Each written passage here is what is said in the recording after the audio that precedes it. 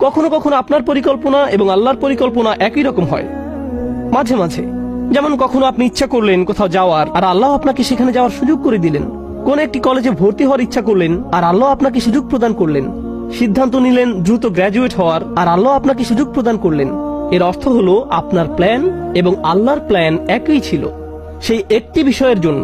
কিন্তু মাঝে মাঝে আপনার এবং আল্লাহর পরিকল্পনা একই রকম থাকে না। অনেক সময় ভাবছিলেন 10 বছর ধরে চাকরিটা করবেন, 6 মাস পরে আপনাকে ছাঁটাই করে দেওয়া হলো। কোন একটা ভার্সিটিতে ভর্তি হওয়ার আবেদন করলেন, আপনার সবকিছুই ছিল সেরা, কিন্তু তবুও চান্স পেলেন না। অন্যদিকে আপনার চেয়ে অনেক কম যোগ্যতা সম্পন্ন বহু ছেলে মেয়ে চান্স পেয়ে গেল। অনেক সময় আপনার এবং আল্লাহর পরিকল্পনা একই রকম থাকে না। এই আয়াতগুলো শিক্ষা দিচ্ছে সব সময় সবকিছু আমার পরিকল্পনা অনুযায়ী কাজ করবে না। তবুও আমাকে পরিকল্পনা করে যেতে হবে, তবুও আমাকে চেষ্টা করে যেতে হবে। কিন্তু দিন শেষে আল্লাহ সিদ্ধান্ত নিবেন পরিকল্পনাটি বাস্তবায়িত হবে কি হবে না।